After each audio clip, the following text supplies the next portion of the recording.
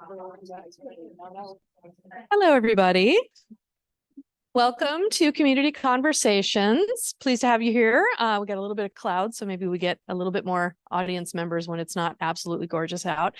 I want to announce that we have one more week of Community Conversations for this quarter.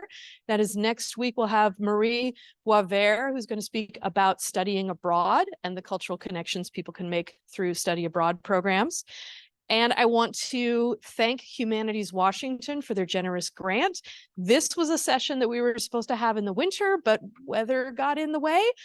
So we are continuing on using that grant money, that sweet, sweet grant money to get us Alexis Khoury here. So Alexis received her BA in Literature, Composition, and Rhetoric with an emphasis in creative writing from SUNY Binghamton and an MA in British and American Literature from the University of Massachusetts Amherst, and spent most of her teaching career at Reedley College in California. She currently teaches at Clark College. Please welcome Alexis Khoury.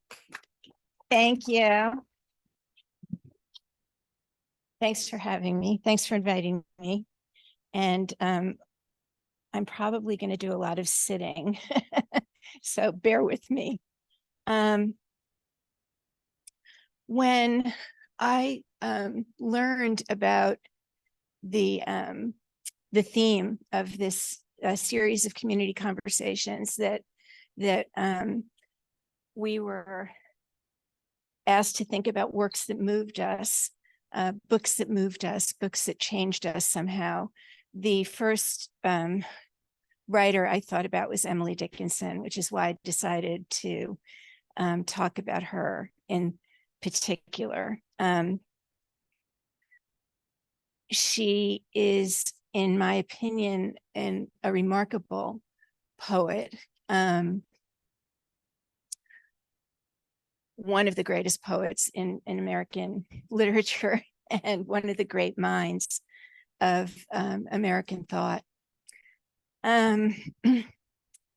This photo of her is from when she was just a teenager. And it's the famous photo of her. Many of you, if you're interested in Dickinson, may have seen this. It was taken when she was about 14.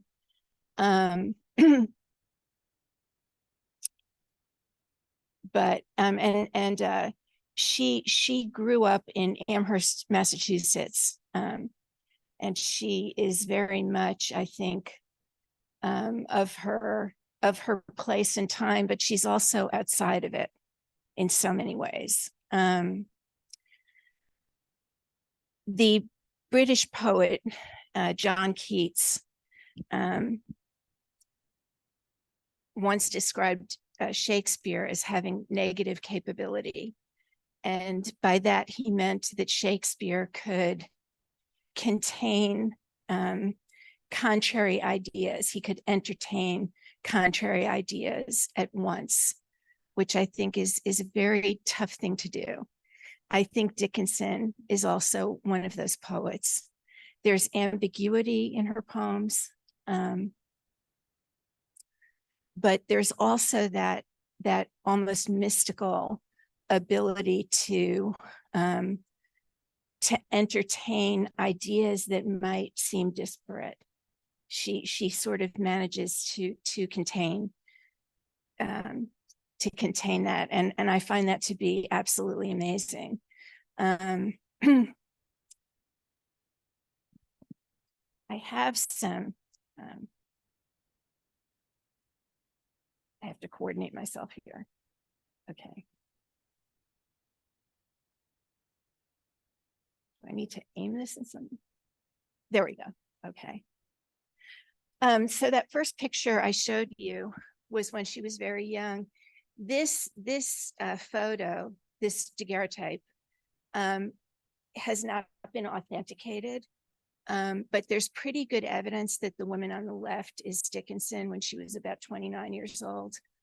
Again, it's not definite, but I love the idea of it because in this photograph, she doesn't look like that sort of frail little girl. She looks like a woman who is who knows who she is, who's looking at the camera. And I think it's a lovely picture. They have a piece of fabric in one of the Dickinson repositories. I think there are two repositories of Dickinson's work and artifacts. One is at Harvard and one is at Amherst. And there's a piece of fabric that really resembles this dress. And the provenance of the photo is pretty convincing as well. The woman on the right was a friend of Dickinson, is known to have been a friend of Dickinson, as well as the person who owned the house that this photo was found in. So who did at one time live in the house where this photo was found. So I think it makes a good case for the photo being authentic. I thought I would show you some other photographs before I start talking about the poems specifically. Much of what I'll do today is look at the poems and talk about them and what they mean.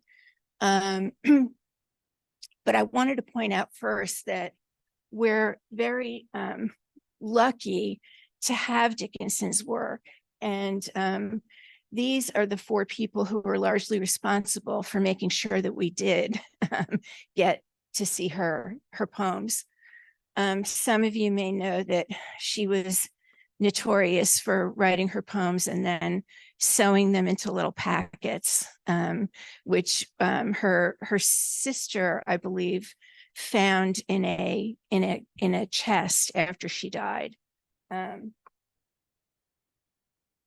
A few of her poems were published during her lifetime, but she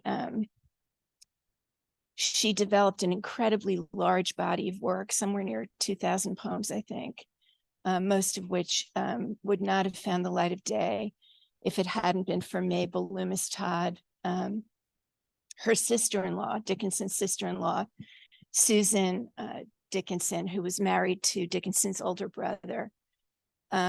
Lavinia was her younger sister. All these people in different ways participated, mostly Loomis Todd and Higginson. Higginson was a really interesting guy, very forward-thinking, progressive publisher in Springfield who Dickinson carried on a correspondence with for many years. And I've got some of their faces here. There's Mabel Loomis Todd. And her husband was an astronomer.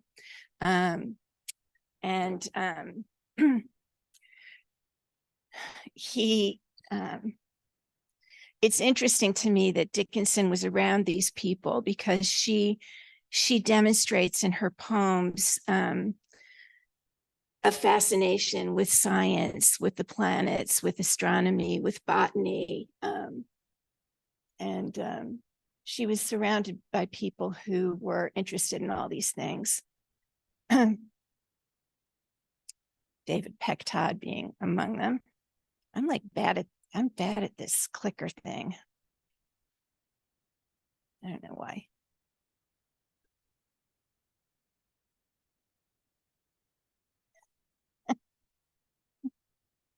Okay, maybe I should just do it that way. There's Austin Dickinson. I just thought you guys might be interested in seeing some of these faces. There's Susan Dickinson. And again, this was her sister-in-law. They lived right across the way from each other and saw each other just about every day and were very close. Sometimes we have this perception that Dickinson was totally not appreciated in her time. And I don't think that's entirely true. Wentworth Higginson definitely appreciated her poetry and encouraged her. And Susan Dickinson was also instrumental in encouraging Dickinson and reading her poems and responding to them. There's Lavinia, her younger sister. There's Thomas Wentworth Higginson. I thought you might be interested in seeing some pictures of the homestead. As Courtney said, I did my graduate work in Amherst, like 2 miles from this house. And at that time, the Dickinson home, I believe there were still professors from Amherst College who were living in this house. But in the early 2000s, they turned it into a museum. Some important historical details, just to kind of contextualize the way Dickinson thought and what the atmosphere was like in New England at the time, things that were happening in the background. The Civil War, of course, and abolition. Her friend Higginson was an avid, passionate abolitionist. Science and industrialization, two things that Dickinson was fascinated by. The women's rights movement, which interestingly was accompanied by what historians refer to as the cult of domesticity. It was this sort of backlash. I think women were beginning to be invested in suffrage, and it should be no shock to anyone that at the same moment there was a very violent opposition to that that I think exhibited itself in this kind of idealization of the domestic arts and of women as homemakers. And then the other thing that was happening was this religious revivalism, which was particularly powerful in New England. In Amherst, Northampton, right down the road, is where Jonathan Edwards had his church a generation before. He was a fire and brimstone, sinners in the hands of an angry God. All this again, I think, we see that the way history is a pendulum, right? And as we're moving toward being less oriented toward a religious view of the world, there's a lot of backlash against that, right? And what's so interesting to me about Dickinson is that she is the only person in her immediate circle who didn't claim to be reborn at this time religiously. She definitely thought her own thoughts. So let's talk about the poems.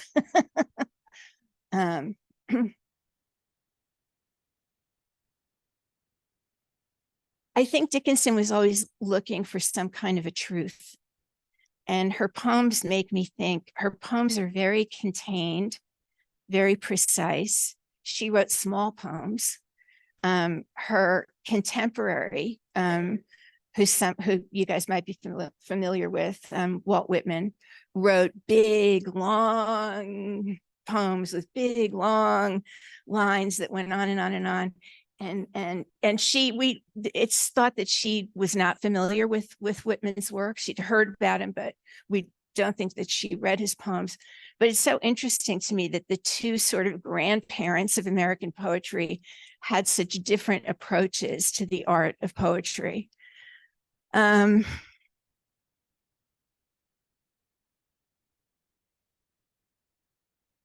her poems are very contained. They're very unusual for the period. Whitman was writing blank verse, unrhymed verse, but most of the poetry in the period would have been rhymed verse. And she was doing this interesting, unusual thing of having poems that often used off rhymes, not perfect rhymes, but what we refer to as slant rhymes that don't quite exactly rhyme perfectly. She uses the first person in her poems. Sometimes it can be confusing for people because when a poet uses the first person, it's tempting to assume that it's the poet speaking directly, but I think it's always best to remember that it's a persona in the poem. It's not necessarily the poet speaking. The poet is imagining an experience. And we should always make that assumption, because we make mistakes, I think, if we assume that a poet is speaking directly about his or her own life. This first poem that I have here, though, I find to be very moving. This is my letter to the world that never wrote to me. The simple news that nature told with tender majesty. Her message is committed to hands I cannot see. For love of her, sweet countrymen, judge tenderly of me. Right. So this idea, I think, would be relevant to so many writers, right, who are writing without. Writers don't hear applause very much, right? They write, they send their work out into the world. She was not sending her work out into the world. As I said, she wasn't published much during her life. And there's something forlorn about those first two lines. This is my letter to the world that never wrote to me, right? So you send these words out and you don't necessarily hear back about them. And what she's saying here too is that the purpose of her poems is to convey this information. It's interesting that she uses the word news here, the simple news that nature told, right? That there's information that nature imparts if we watch it closely enough, with tender majesty. We can learn from nature. And so she is acting as this sort of conduit, right, between nature and the world, right? And the message that she is conveying to the world is committed to hands I cannot see, right? I'm sending them out and I have no idea who's gonna read what I have to say. But I do hope that they read them with kindness, that they judge me tenderly, right? It's just a beautiful little, just a beautiful little jewel of a poem, I think. I thought you might be interested in seeing her handwriting here.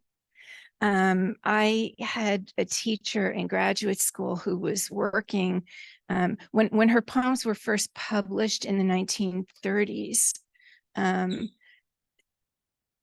They were the punctuation and some of the rhyme schemes were regularized, I think, because her editors thought that that would be more digestible for the public. And so part of the work of Dickinson scholarship in the 20th century was to try to restore the poems to her original intention. I had a teacher who wrote quite a bit about this, who's got a couple of books about, studying the way that she made her little hyphens in her poems, and how some of them sort of swoop up and some of them, this picture doesn't represent it well enough, but some of the lines swoop up and some swoop down, and they think that she might have been thinking about how you'd use your voice to express what she had written.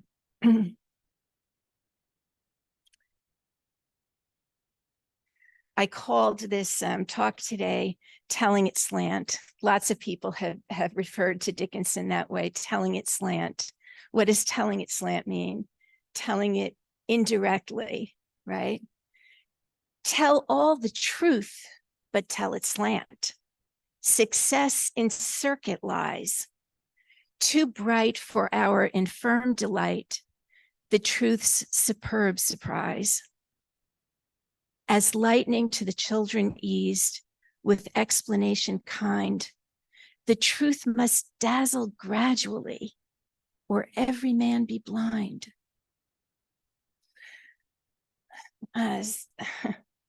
So she's expressing here again what the objective of the poet is, right?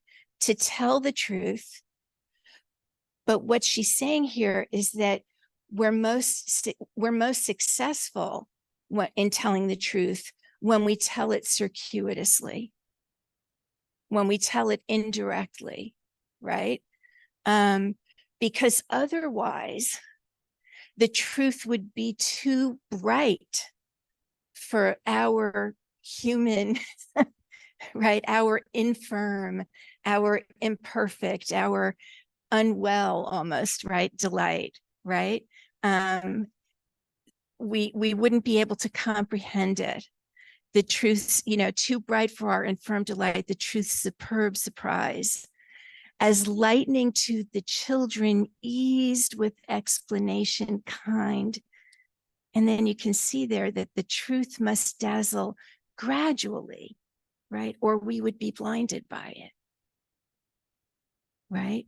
And that's a way that poetry works. I have been teaching students how to understand poetry for most of my life. And sometimes I'll hear them say, oh, poems have hidden meanings, and I think, it's not really about hidden meanings. It's not really supposed to be a puzzle.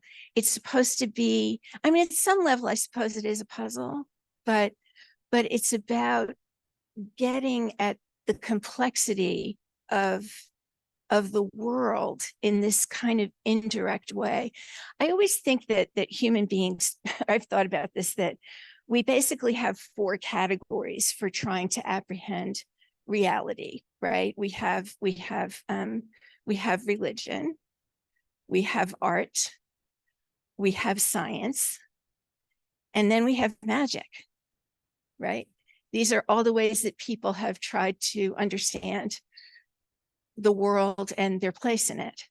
And I think that one of the things that I find fascinating is how much all of these categories look like each other at different moments, right? A scientist standing with her chemicals and pouring things and changing colors can look an awful lot like a magician at certain moments. Isn't that right?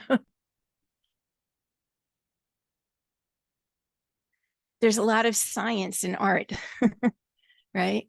There's a lot of art and science, right? And I love the way that Dickinson lives in that place where these things kind of converge and meld into each other.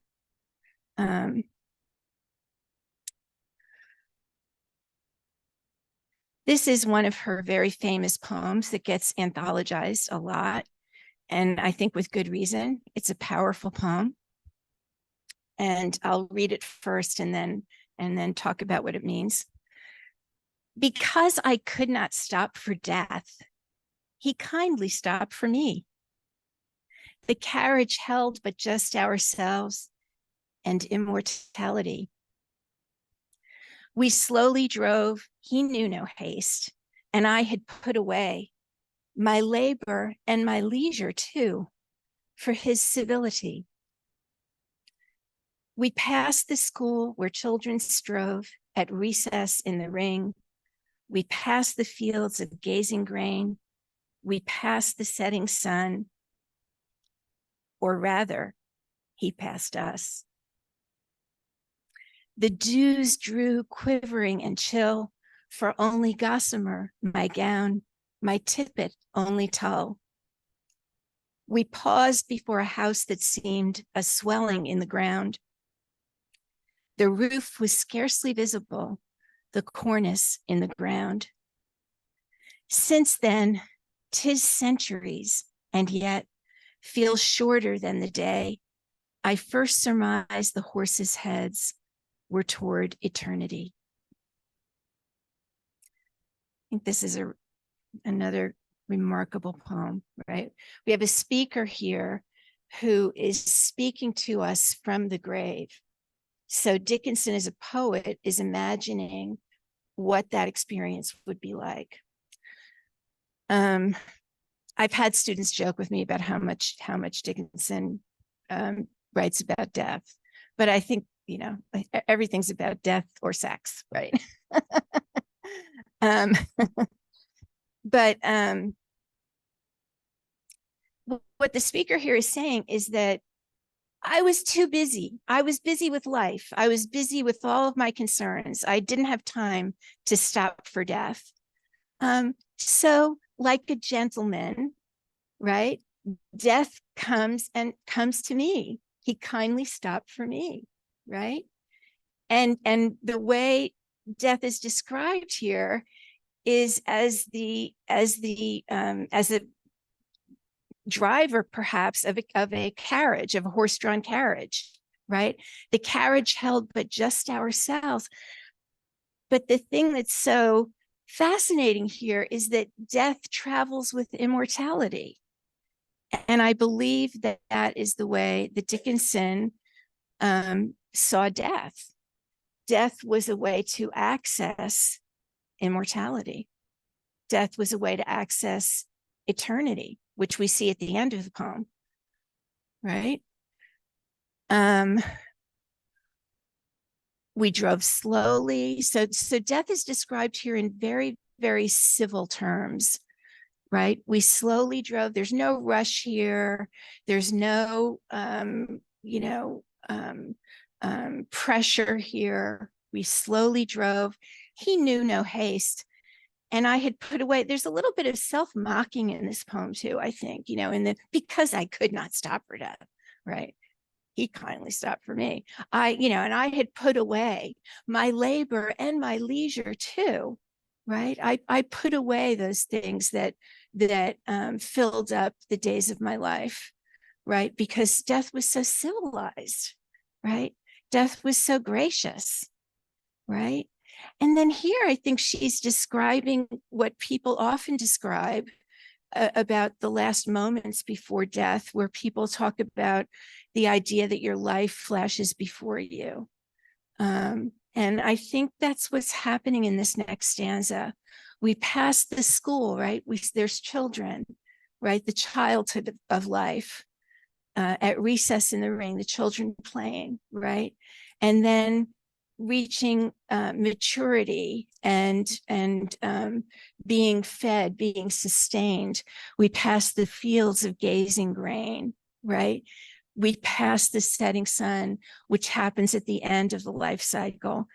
And then you guys, what Dickinson does here, I think, is remarkable when she says we pass the setting sun, or rather, he passed us, right? I think what she's describing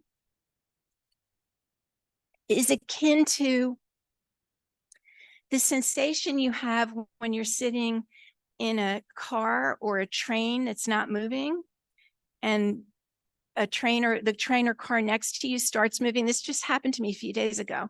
I was parked in my car and someone pulled out next to me, and for a minute I felt as if my car was moving. I think most of us have experienced something like that. And I think that's what she's describing there, that their carriage, that the carriage carrying her, the speaker, death and immortality, has now moved into a different dimension. It's like time travel, right? Or right. And people talk about that train analogy or car analogy being a way to try to access the idea of the theory of relativity. And of course, this was before Einstein that Dickinson describes this sensation, before Einstein got it down.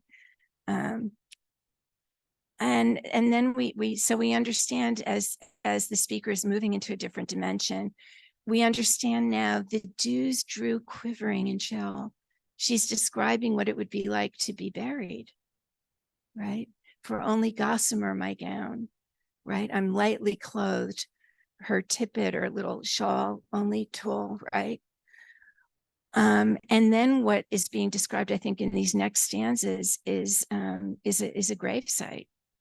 We paused before a house that seemed a swelling in the ground, a tomb or a gravestone.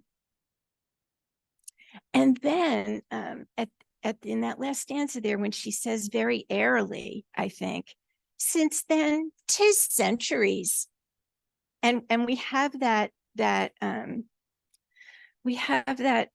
sense of now the speaker is one with eternity, right? The time, humans are so we're so preoccupied with time and the way it passes because we experience it sequentially, right? But in God's mind, if you want to say God, or in terms of eternity, right? Time isn't happening sequentially. Everything's happening all at once, right? And when she achieves death, which is a sort of completion, isn't it, of life, right? She moves into understanding that the horse's heads here at the end of the poem are the carriage, the horses that death's carriage is, it's those horses, and that they're headed toward eternity, right? That the speaker here is becoming eternal.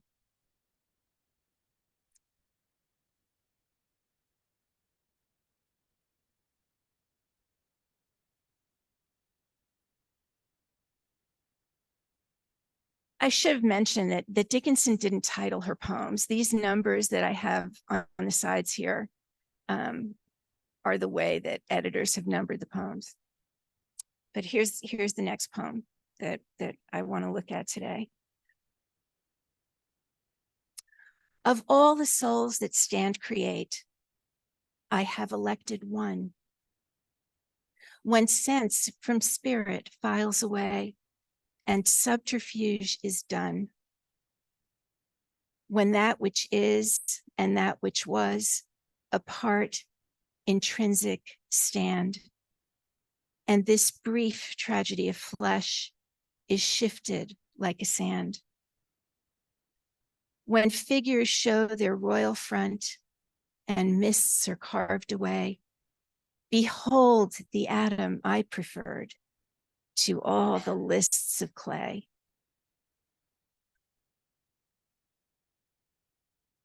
And here I think the speaker here in this poem is sort of confessing to us that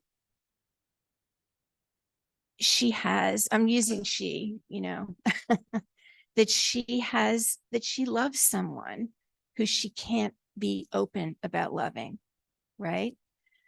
She's saying, out of all the people, all the souls that have been created on the planet, there's one that I've elected, that I've chosen, that's special to me, right? When sense from spirit files away, right? When the body sense, right? The body with its five senses files away, becomes separated from the spirit, which I think again is a description of death, right? Once we're dead, right? And we don't have to pretend anymore, right? And subterfuge is done, right? In our lives, we had to pretend.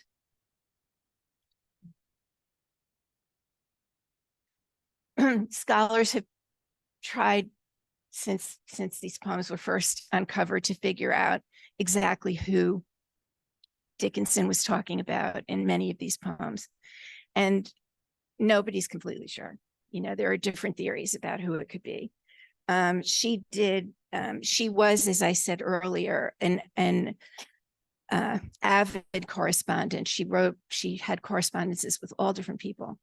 And a lot of her correspondence still exists, but a lot of it doesn't. She asked her sister to burn her letters after she died, and Lavinia did do that. She burned much of the correspondence that was in the house. And maybe someday it'll come to light. But I would not feel comfortable speculating about who exactly this poem is about. I just understand that there was someone she loved who she couldn't love openly. And And what's being described here, when that which is, these lines speak to that sort of ambiguity and negative capability that I was talking about earlier. When that which is, right, the present, that which is, and that which was. And she does this lovely thing here with this next line, right? Shakespeare did this all the time. Good poets do this with line breaks, where they'll use a word that falls down to the next line, and it refers to both the previous line and the line it's in, right? It's a way of revealing layers of truth. So what she does here with the word apart is so rich, right? That which is and that which was, apart, intrinsic. So, right. So when the past and present are separate yet together, right? Apart and intrinsic, right? And again, I think we're talking about death, right? And this brief tragedy of flesh is shifted like a sand, right? When everybody's dead and we can find out what's really true, when figures show their royal front and myths are carved away, right? So when all the truths emerge, I think I suspect that figures show their royal front is a reference to Judgment Day, right? When Judgment Day comes and myths are carved away and the fog is cleared, right? And we can see everything as we're meant to see it. Behold the Adam I preferred, the one. And there's definitely a play, I think, on the word Adam there, right? She means Adam in the sense of Adam, and she also means Adam, I think. The Adam I preferred to all the other ones, right? To all that other clay that was formed into different souls that stand create, right?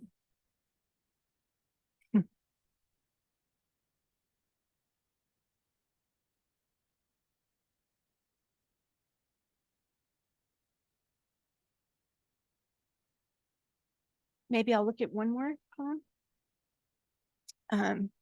I have a million here. I couldn't stop when I started putting this together. Another famous poem. Woody Allen actually wrote a book called Without Feathers that was definitely an allusion to this poem. Hope is the thing with feathers that perches in the soul and sings the tune without the words and never stops at all. And sweetest in the gale is heard, and sore must be the storm that could abash the little bird that kept so many warm. I've heard it in the chillest land and on the strangest sea, yet never in extremity it asked a crumb of me. I love the way hope is a thing with feathers, right? It's like she's comparing it to a bird here, right? And it elevates us, right? It makes us soar the way a bird would soar, but it also eludes us, right? It flies away, right? She's got that sort of double meaning happening here. Two things at once. Hope leaves us, and it elevates us.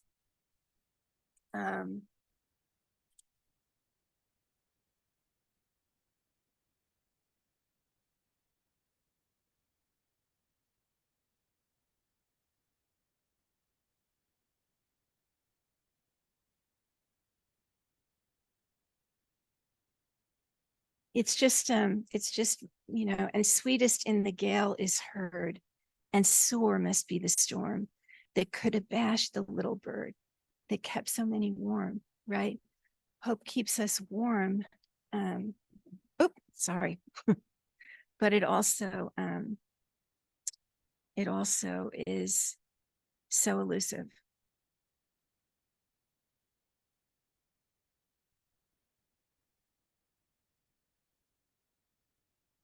I think maybe I will stop there. I think I've probably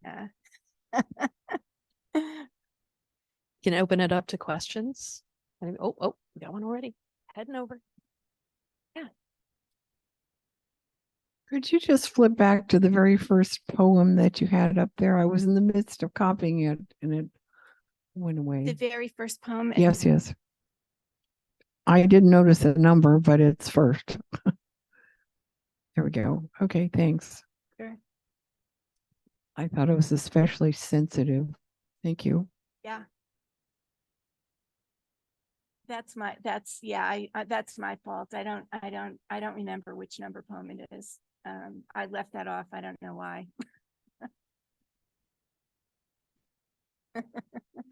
Could you comment on her use of capitalization? It was definitely a sort of linguistic habit of the time to capitalize words. You'll see it in other writers as well, to capitalize words that they thought were important. And that's largely what she's doing. We obviously don't do that anymore, but in the 18th and 19th century, you see that in a lot of writers' work that they will, but some of it, I mean, it's also one of her quirky things sometimes where it's not always what you would expect. But my sense of it is that she capitalized words, that truth gets capitalized. For instance, if she wants emphasis on a certain word, she capitalizes it. So. Okay, we have a question coming in from Zoom. Richard asks, does one have to be wired in a certain way to understand her? How many interpretations of her work are there?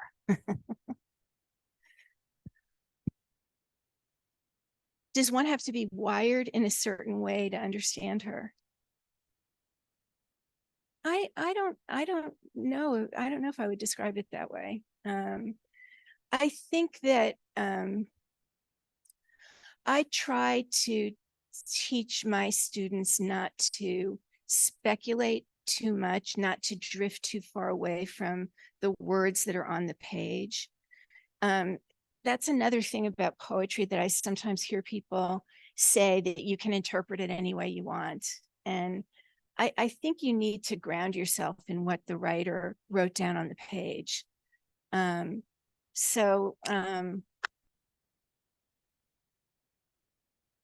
then I also think that if a poem has a meaning for you, that touches you on some level, that's cool. And maybe in that sense, there's a whole range of ways that poems can be read.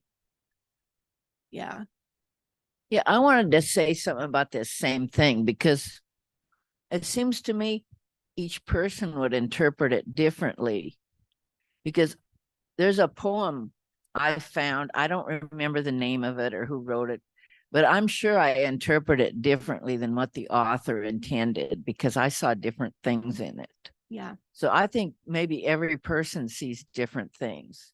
And you can't really. I think you probably also see different things when you return to pieces of literature. Yeah. At different points in your life. I think that's true too. I think, but again, it's not sometimes, I had a friend who was a novelist, and he used to say that he'd write the first draft of a novel, just rough, and just sort of spill it out. And then he would go back and try to figure out what the symbols were, like, and then rewrite it and what to kind of figure out what he had done.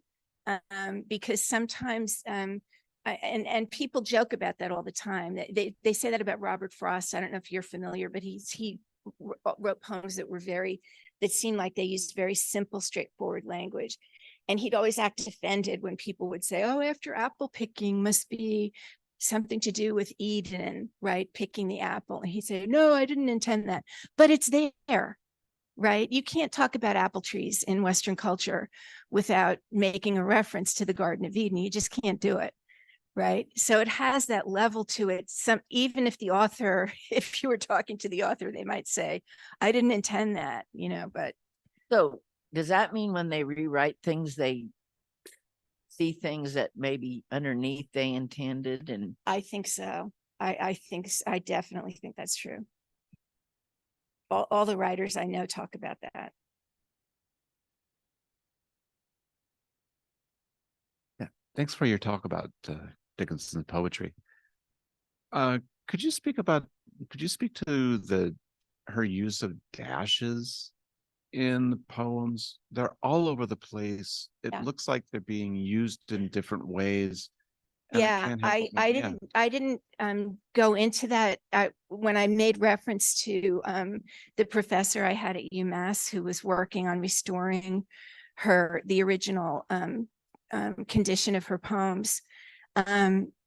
It's thought that she was thinking about different lengths of pause.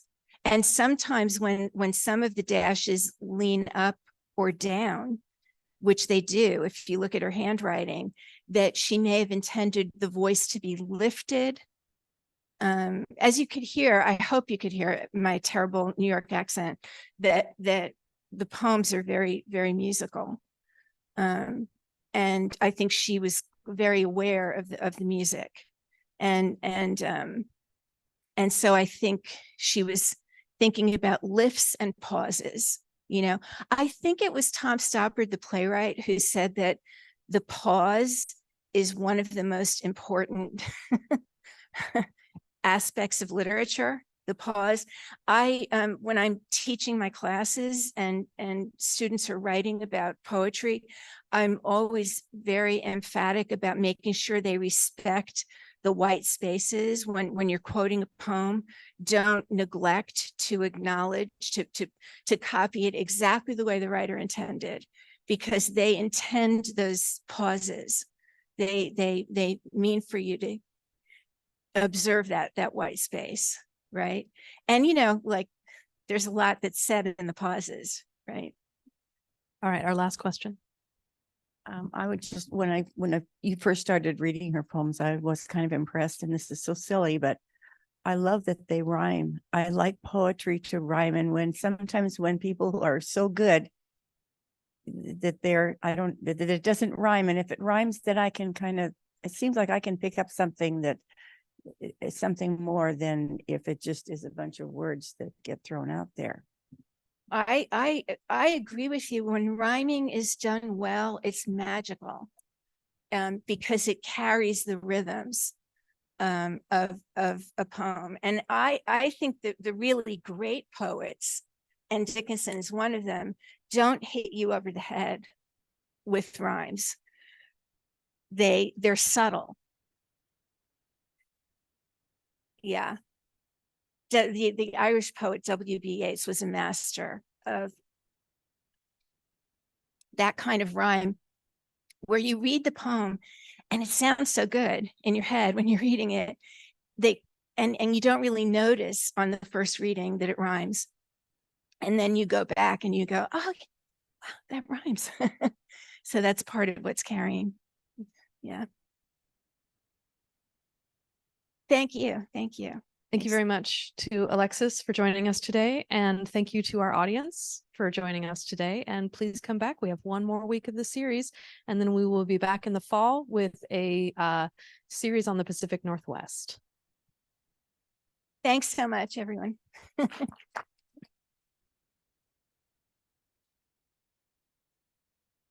It was mentioned that you taught at UB College. Yeah.